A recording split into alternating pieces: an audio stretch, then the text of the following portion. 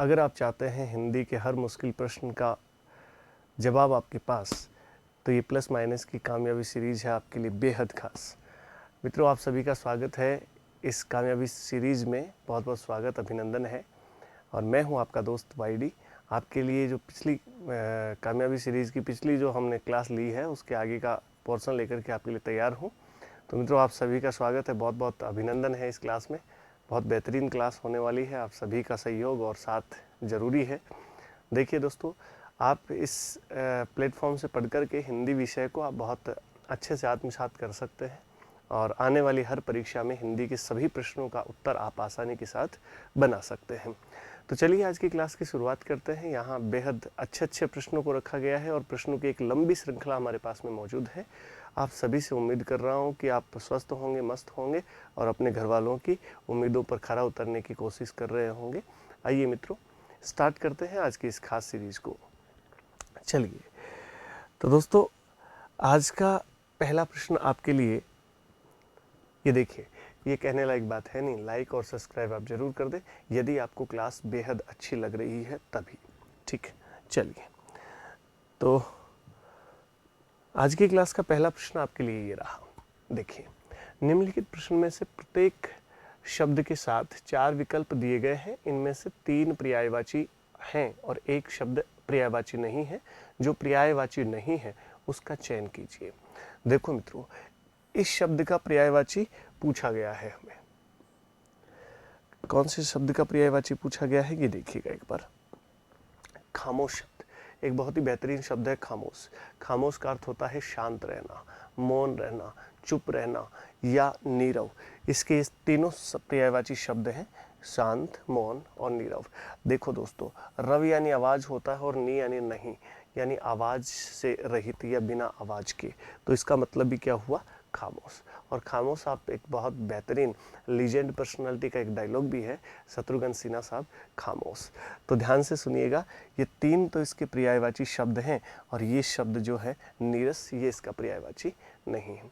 नीरस का अर्थ होता है रस रहित, यानी रस इसमें, जिस बात में रस नहीं हो वो नीरस बात होती है। ठीक है, तो ये पहले प्रश्न का उत्तर आपके लिए, मतलब आज की सीरीज का, आज की क्लास का ये पहला प्रश्न है। सीरीज में 11वें नंबर का प्रश्न है। ठीक है, चलिए, इसका उत्तर होगा नीरस। नेक्स्ट, अगला सवाल देखें, बहुत ही बेहतरीन सवाल है।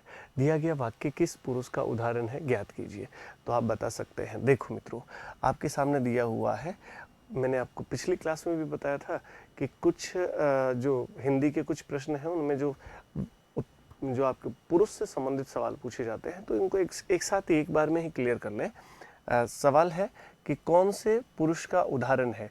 तो एक तो होता है पुरुष, उत्तम पुरुष। दोस्तों, कौन सा होता है, उत्तम पुरुष। और उत्तम पुरुष का जो मतलब होता है वो होता है वक्ता, यानी वाक्य में जो कहने वाला होता है उसे कहा जाता है उत्तम पुरुष। और एक होता है मध्यम पुरुष। क्या होता है दोस्तों, मध्यम पुरुष। और मध्यम पुरुष का मतलब होता है श्रोता। क्या, श्रोता, यानी बात को सुनने वाला श्रोता होता है। और एक होता है दोस्तों अन्य पुरुष। अन्य पुरुष, और अन्य पुरुष का अर्थ हुआ जिसके विषय में बात की जाए, जिसके विषय में बात की जाए, विषय में बात हो, उसे क्या कहते हैं, अन्य पुरुष। तो देखिए दोस्तों, यहाँ वाक्य पढ़िएगा, अंकित सदैव सच बोलता है। तो बताओ, अंकित हमारी बात सुन रहा है क्या? अंकित अगर सुन रहा होता तो हम कहते तुम सदैव सच बोलते हो। तो ऐसा तो है नहीं कि अंकित हमारे सामने खड़ा है इसलिए हम फिर भी उसके बाद भी हम अंकित का नाम लेकर के पुकारेंगे, नहीं। इसका मतलब अंकित कहीं और है और उसकी बातचीत हम कर रहे हैं। मैं कहने वाला, इसका मतलब मैं हुआ यहाँ पर उत्तम पुरुष। आप सुनने वाले, इसका मतलब आप हुए मध्यम पुरुष। और हम बात अंकित की कर रहे हैं, इसका मतलब अंकित हुआ अन्य पुरुष। तो इसका सही उत्तर क्या बनेगा, अन्य पुरुष। करेक्ट, बहुत सिंपल था। अगले प्रश्न पर आते हैं। दिए गए वाक्य की वृत्ति ज्ञात कीजिए। दोस्तों, वृत्ति शब्द को देख करके आप घबराएंगे नहीं। ये वृत्ति का अर्थ मैं आपको समझा देता हूँ। देखो, ये वृत्ति जो शब्द है, इसको देख करके आप चिंतित नहीं होंगे। वृत्ति का अर्थ होता है जो वक्ता है या जो वाक्य कहने वाला है, उस वाक्य कहने वाले का जो भाव है वो आप समझ जाए। कहने का तात्पर्य ये हुआ कि उस समय उसकी मानसिक स्थिति कैसी है, या फिर वो क्या कहना चाहते हैं, किस वे में कहना चाहते हैं, किस भाव से कहना चाहते हैं, ये आप समझ जाएं तो उसी को वृत्ति कहते हैं। और अंग्रेजी विषय में इसे मूड कहा जाता है। ठीक है, तो मूड को ही वृत्ति कहते हैं, मतलब आपका मूड कैसा है उस समय। तो देखिए इसका वाक्य पढ़िए और उसका मूड समझिए, इस वक्ता का जो कहने वाला है। आज स्कूल समय पर आना ही होगा। मूड फाइनल है कि ये बात आपको बाध्यतापूर्वक कही गई है कि इसके अलावा आपके पास कोई विकल्प नहीं है। देखो, आज स्कूल समय पर आना ही, ये निपात का प्रयोग करके दोस्तों इस वाक्य को बाध्यतापूर्वक या बाध्यता सूचकता इसको दे दी गई है। अगर ये वाक्य ही के रहित होता, यानी ही नहीं होता इस वाक्य में, तो एक साधारण वाक्य हो जाता जिसको आप बाध्यता सूचक नहीं कह सकते थे। लेकिन ही के प्रयोगित हो जाने से यह बाध्यता की सूचना दे रहा है आपको कि इसके अलावा आपके पास कोई विकल्प नहीं है। इसका सही उत्तर बनेगा दोस्तों ऑप्शन डी। संकेत की कोई बात नहीं है, किसी का संकेत देकर के उसकी बात होती। संदेह वाली भी इसमें कोई बात नहीं है, निश्चार्थ वाली भी कोई बात नहीं है। ये तीनों ही ऑप्शन गलत होंगे।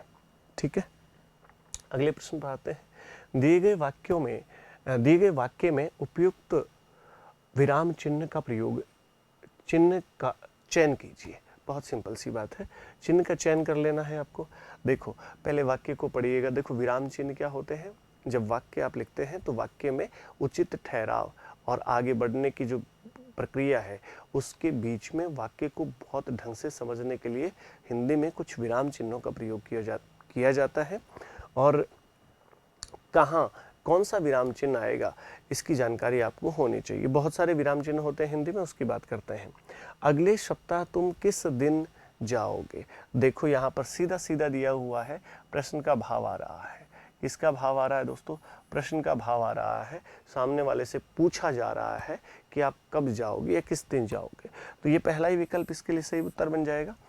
विस्मयादि बोधक दोस्तों, प्रश्नवाचक जो चिन्ह होता है वो इस तरह से होता है। विस्मयादि बोधक जो चिन्ह होता है वो इस तरह से होता है। और विस्मयादि बोधक चिन्ह कहाँ प्रयोगित होता है? जहाँ आपको कोई विस्मय की अनुभूति हो या विस्मय हो, आश्चर्य हो, आपको कोई शौक हो, तो वहाँ पर आप कौन से चिन्ह का प्रयोग करते हैं? विस्मयादि बोधक का।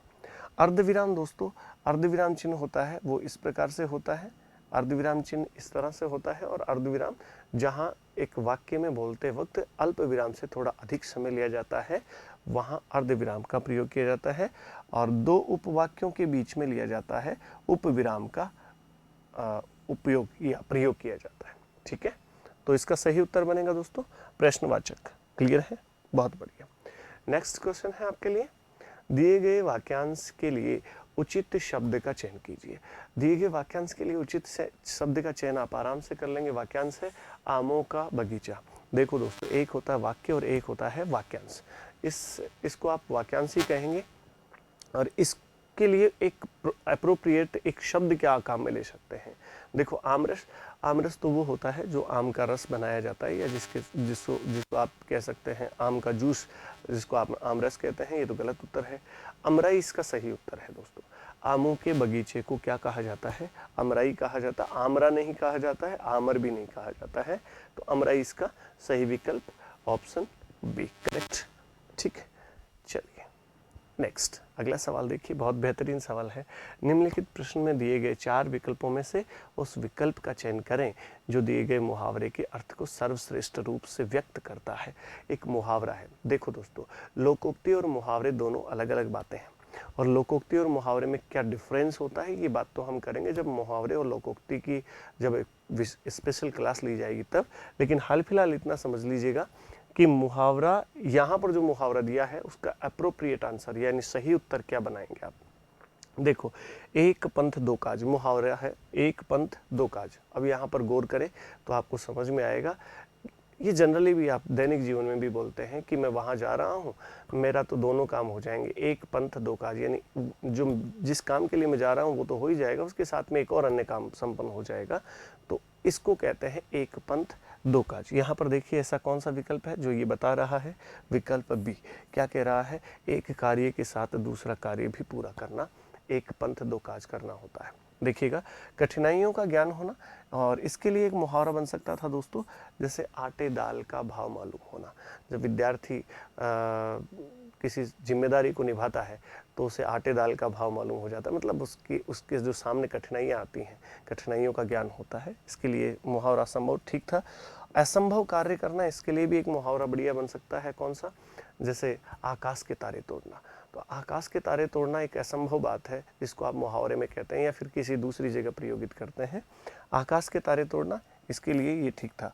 और काम निकालना मतलब उल्लू सीधा करना, मतलब उल्लू सीधा करना। तो ये तो तीनों ही गलत बात हैं, ये असंभव, ये काम निकालना और ये कठिनाइयों का ज्ञान होना। इसके लिए, इस मुहावरे के लिए सही उत्तर बनेगा बी। क्लियर? नेक्स्ट, निम्नलिखित में से कौन सा शब्द विदेशज है? विदेशज, देखो दोस्तों, जो आपकी कुछ किताबें हैं उनमें दिया हुआ है बक बक, जो गलत उत्तर है। ठीक है, बहुत सारी पुस्तकों में आपको बक बक शब्द मिलेगा, जो विदेशज बताया गया है। तोंद, बक बक, लाला, ये शब्द हैं जो अपनी यहाँ के जो ग्रामीण परिवेश के लोग हैं या फिर जो हमारे यहाँ पर जो देश की भाषा है उसमें से पनप गए हैं, नए बन गए हैं, और ऐसे शब्दों को देशज कहा जाता है। क्या कहा जाता है भाई? देशज कहा जाता है। जबकि ये कुर्सी शब्द है, ये विदेशज है, और विदेशज कुर्सी शब्द ये अरबी का एक जबरदस्त शब्द है। कौन सी भाषा का? अरबी भाषा का कुर्सी ये शब्द है, इसलिए इसको आप विदेशज मानेंगे। तो ठीक है, इसका सही उत्तर क्या बनेगा? Option D, correct. निम्नलिखित वाक्यों में से शुद्ध वाक्य का चयन कीजिए। ये बहुत ही बेहतरीन सवाल है। शुद्ध वाक्य पूछा है। देखो, अब शुद्ध वाक्य है तो वाक्य की क्लास मैंने पहले भी एक क्वेश्चन हमारे सामने आया था, उसमें भी मैंने बात की थी। देखो, मेरा भय है, मेरा भय नहीं, मुझे होता पहले, तो यहाँ पर ये नहीं है, इसलिए यहाँ पर यह सवाल गलत हो जाता, ये ऑप्शन है जो गलत हो जाता है। मेरा भय है कि निष्पक्ष चुनाव नहीं हो पाएंगे। अब भय है तो फिर नहीं हो पाएंगे क्यों कह रहे हो? आशंका तो कहो इसे कम से कम। अगला देखो, मुझे आशंका है कि निष्पक्ष चुनाव नहीं हो पाएंगे। मेरी आशंका नहीं, मुझे आएगा। तो यहाँ तक, अभी तक तो ये ठीक है तीन में से। और चौथा और देख लें, मुझे भय, भय नहीं होता है भाई, आशंका होती है। तो यहाँ पर सही उत्तर क्या बनेगा? मुझे आशंका है कि निष्पक्ष चुनाव नहीं हो पाएंगे। इसका सही उत्तर बनेगा ऑप्शन बी, करेक्ट। चलिए दोस्तों, आगे बढ़ते हैं। देखिए, जितने क्वेश्चन हम ज़्यादा करेंगे उतना ही हमारा जो आंसर देने का जो रेशियो है वो बढ़ता जाएगा, और हमारी जो समझ है वो ज़्यादा विकसित होगी। देखो मित्रों, हिंदी विषय को लोग बहुत हल्के में लेते हैं, या फिर यूँ कह सकता हूँ कि कम आंकते हैं। यह एक बहुत ही बेहतरीन विषय है। Hindi is totally scientific language. Hindi एक ऐसा विषय है जिसमें बहुत अच्छे अंक प्राप्त किए जा सकते हैं। पहली बात, हम जनरली हिंदी में बात करते हैं, जनरली हमारे यहाँ की भाषा है वो हिंदी है, तो हम इसको बहुत हल्के में ना लेकर के इसकी प्रिपरेशन अगर ठीक तरीके से, ठीक वे में करें, तो यहाँ से बहुत अच्छे प्रश्नों को ठीक करके हम अच्छे अंक प्राप्त कर सकते हैं। लेकिन ये होगा तभी जब आप सीरियसली इसे पढ़ना प्रारंभ करेंगे। चलिए दोस्तों, तो मैं आपके लिए हूँ यहाँ पर, आप चिंता नहीं करें। जब तक मेरा साथ आपके साथ है तब तक आप हिंदी के किसी भी प्रश्न में अगर आपको डाउट लगेगा तो मैं उसके सोल्यूशन के लिए आपके साथ तैयार खड़ा मिलूँगा। चलिए अगले प्रश्न पर चलते हैं। दिए गए वाक्यों में उपयुक्त विराम चिन्ह का चयन कीजिए। अब फिर से वही बात आ गई है, विराम चिन्ह। देखिए दोस्तों, इन विराम चिन्हों को जान लीजिए पहले। विराम चिन्ह यह है प्रश्नवाचक। ये कौन सा है?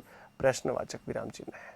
ठीक है, ये है आपका योजक चिन्ह। दोस्तों, योजक, दो समान शब्दों के बीच में योजक चिन्ह लगाया जाता है, जैसे छोटी छोटी बड़ी बड़ी बातें, ऐसे तो बीच में आएगा माता पिता, उनके बीच में आएगा।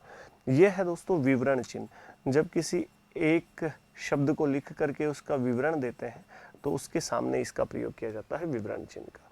और इस चिन्ह को बोलते हैं दोस्तों विस्मयादि बोधक।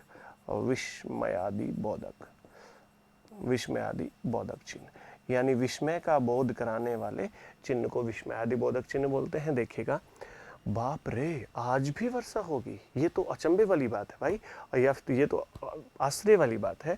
तो यहाँ पर जो चिन्ह आएगा दोस्तों वो आएगा विस्मयादि बोधक। इसलिए इसका सही उत्तर जो बनेगा वो बनेगा ऑप्शन डी, करेक्ट। चलिए नेक्स्ट, अगले प्रश्न पर आते हैं, और ये बहुत ही बेहतरीन सवाल है संधि का। दिए गए शब्द की संधि विच्छेद ज्ञात कीजिए। आराम से कर लोगे भैया आपको। देखो, पहली बात तो ये एक चीज देख लें, इसमें आपको जो स्वर संधि है और व्यंजन संधि है उस पर नहीं जाना, क्योंकि सबके सामने आपको विसर्ग विसर्ग विसर्ग दिख रहा है, इसलिए ये बात तो तय हुई कि ये विसर्ग संधि का उदाहरण है। कौन सी संधि का उदाहरण है? विसर्ग संधि का उदाहरण है। और विसर्ग संधि में इनमें से कौन सा ठीक बनेगा, इसका सही विकल्प कौन सा होगा वो ढूंढिएगा। देखिए यहाँ पर नी छोटा है तो इस नी को तो काट दीजिए, इस नी को भी काट दीजिए, और नी के साथ में विसर्ग है और यहाँ पर हर है तो इसको भी काट दीजिए, क्योंकि यहाँ रा आर आ की मात्रा आ रही है, इसलिए सही उत्तर इसका ये बनेगा। अब इसका एक मैं नियम बता देता हूँ जो विसर्ग संधि का नियम है।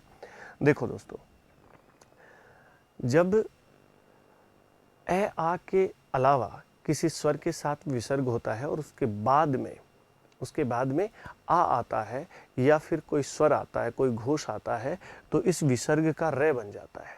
विसर्ग का क्या बन जाता है? रे बन जाता है। जैसे बना के दिखाता हूं मैं आपको, देखिए इस विसर्ग का रे बन गया दोस्तों, और सामने कौन है? आहार है, यही तो है।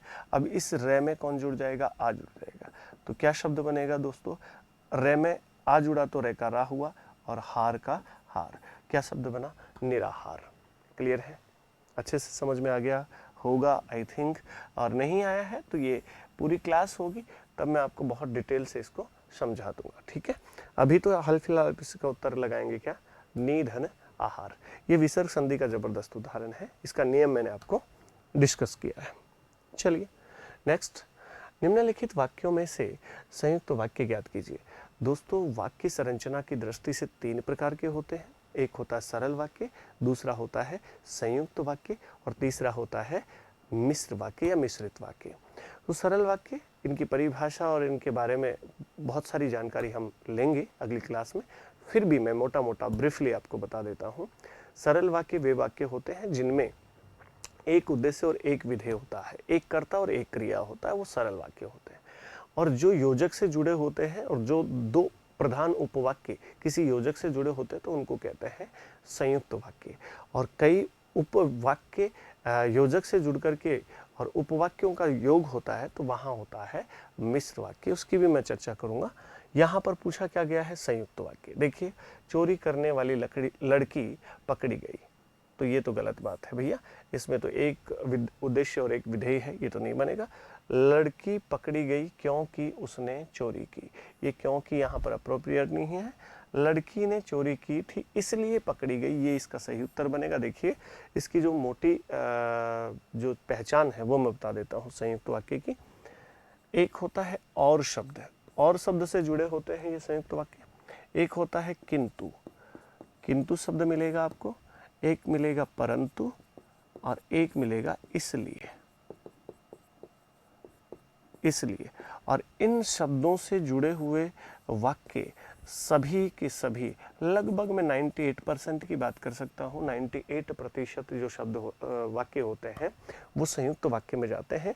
इसलिए आपके पास में ये कीवर्ड है, ये समझ लीजिएगा कौन सा? इसलिए। तो इसका सही उत्तर बनेगा ऑप्शन सी, करेक्ट। चलिए नेक्स्ट, दिए गए शब्द का विलोम शब्द ज्ञात कीजिए। देखो, दया एक भाववाचक संज्ञा है और भाववाचक संज्ञा दया में आलू प्रत्यय जुड़ने से शब्द बना दयालु। जिसके अंदर या जिसके हृदय में दया है उसे कहते हैं दयालु। और इसका विलोम शब्द पूछा है तो विलोम शब्द होगा निर्दय, यानी जिसके हृदय में दया नहीं है उसे कहते हैं निर्दय। देखिए, निर्दोष का विलोम शब्द क्या होता है दोस्तों? निर्दोष का विलोम शब्द होता है दोषी। क्या होता है? दोषी। ध्यान रखना, दोषी का विलोम शब्द निर्दोषी नहीं होता है, निर्दोष होता है, ठीक है। और ये इसका सही उत्तर था ही आपका। निर्बल का मतलब होता है जो जिसमें बल नहीं है, और इसके दोनों ये आपस में विलोम शब्द दिए हुए हैं, सी और डी। निर्बल नीचे दिया हुआ है बलवान, निर्बल का विलोम शब्द होता है बलवान, लेकिन ये दोनों ही इसके दयालु के विलोम शब्द नहीं है। तो इसका सही उत्तर बनेगा विकल्प बी, ठीक। आगे बढ़ते हैं, दिए गए शब्द का समास ज्ञात कीजिए। समास ज्ञात कीजिए। पदों की प्रधानता के आधार पर समास 4 प्रकार के होते हैं, और जनरली समास देखते हैं एनसीईआरटी के अकॉर्डिंग देखते हैं तो हम समास को 6 भेदों में पढ़ते हैं। और यहाँ पर समास के कौन कौन से भेद दिए गए हैं उनकी बात करते हैं। देखो, ये नए तत्पुरुष होता है दोस्तों, ये तत्पुरुष का ही एक भेद होता है। आप घबराएंगे नहीं कि नए नाम का हमने कोई समास नहीं पढ़ा है, ये तत्पुरुष का एक भेद होता है। जिसमें मना करने का भाव होता है वहां पर नए तत्पुरुष होता है। द्विगु समास जिसमें पहला पद संख्यावाची होता है। बहुव्रीहि जिसमें कोई अन्य अर्थ निकले, तीसरा अर्थ निकले। तत्पुरुष समास जिसमें कारक चिन्हों का लोप होता है जनरली और प्रथम पद प्रधान होता है, उसकी बात कर रहे हैं। देखिएगा द्वितीय पद प्रधान होता है। यहां देखिएगा अनुस्मारक। अनुस्मारक में कौन सा समास है? अनुस्मारक का मतलब होता है दोस्तों याद दिलाने के लिए जो पत्र लिखा जाता है उसे बोलते हैं अनुस्मारक। तो इसलिए यहाँ पर इसका सही उत्तर तो होना चाहिए था अव्ययी भाव समास। कौन सा? अव्ययी भाव समास। अव्ययी भाव समास यहाँ पर है नहीं, तो इसका सही उत्तर जो बनेगा अब वो बनेगा बहुव्रीहि। इसका तीसरा अर्थ है एक विशेष पत्र अनुस्मारक, या एक विशेष चीज आप यूं कह सकते हैं। अनुस्मारक का मतलब होता है याद दिलाने के लिए की गई चीजें। ठीक है, तो ये इसका सही उत्तर बनेगा बहुव्रीहि समास। ठीक है, चलिए निम्नलिखित शब्द का पर्यायवाची नहीं है, ज्ञात कीजिए। अकिंचन। अकिंचन किसका पर्यायवाची नहीं है? यहाँ देखिए अकिंचन का अर्थ होता है वैसे गरीब, दरिद्र। यहाँ देखिए सारे शब्द मिल जाएंगे आपको। दरिद्र शब्द मिल गया है, गरीब शब्द मिल गया है, और दीनहीन यानी जिसके पास कुछ नहीं है उसे दीनहीन भी कहते हैं। और ये भिन्न शब्द है, इसका अर्थ होता है अलग। क्या होता है दोस्तों? अलग। और यही इसका सही उत्तर भी बनेगा। यह इसका पर्यायवाची नहीं है, बाकी सब तीनों इसके पर्यायवाची हैं। ठीक है, और अगला सवाल ये रहा। देखिए निम्नलिखित प्रश्न में दिए गए 4 विकल्पों में से उस विकल्प का चयन करें जो दिए गए मुहावरे के अर्थ को सर्वश्रेष्ठ रूप से व्यक्त करता है। देखो दोस्तों, आपको फिर से मुहावरे वाला प्रश्न पूछा गया है, और मुहावरे का वेटेज बहुत ठीक ठाक रहता है। ये जो आपकी एग्जाम होती हैं इनमें सबसे ज़्यादा मुहावरे, लोकोक्ति और इस तरह के सवाल, वाक्य शुद्धि, शब्द शुद्धि, इनमें से सवाल अच्छे पूछे जाते हैं, ज़्यादा संभावनाएं रहती हैं, तो इन पर बहुत ज़्यादा फोकस आपको करना है। देखो इतिश्री, इतिश्री का विलोम मुहावरा अगर आपको पूछा जाए तो इसका जो विलोम होता है वो होता है श्री गणेश, और श्री गणेश का अर्थ होता है मित्रों प्रारंभ। प्रारंभ, प्रारंभ का मतलब शुरुआत। ठीक है, और इतिश्री का मतलब होता है अंत या समाप्त करना। किसी भी चीज की हम इतिश्री करते हैं, इसका मतलब किसी भी चीज को हम समाप्त करते हैं। जैसे हमारे लिए इसका सही जो अप्रोप्रिएट उत्तर होगा वो होगा ऑप्शन डी। देखो, बहुत सस्ता होना नहीं भाई, लज्जित होना नहीं, घड़ों पानी पड़ना होता है इसका अर्थ। तुच्छ लगना नहीं, ना कुछ होना, या फिर ये इसका सही उत्तर नहीं है। आप ये देखें, समाप्त करना, इतिश्री का मतलब होता है समाप्त करना। और मुझे लगता है आज की प्रश्नों की श्रृंखला को भी हम यहीं पर इतिश्री कर रहे हैं, मतलब समाप्त कर रहे हैं। तो मित्रों, आपको कैसी ये क्लास लग रही है, क्या चीज़ें और आप इसमें नई चाहते हैं, इसके लिए आप कमेंट बॉक्स में ज़रूर लिख करके बताएं।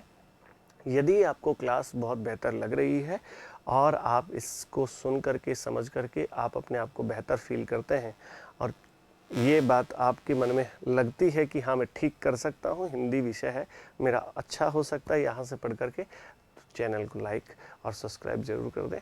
आज की क्लास में इतना ही रखेंगे, अगली क्लास में आपसे फिर बातचीत होगी। तब तक के लिए नमस्कार।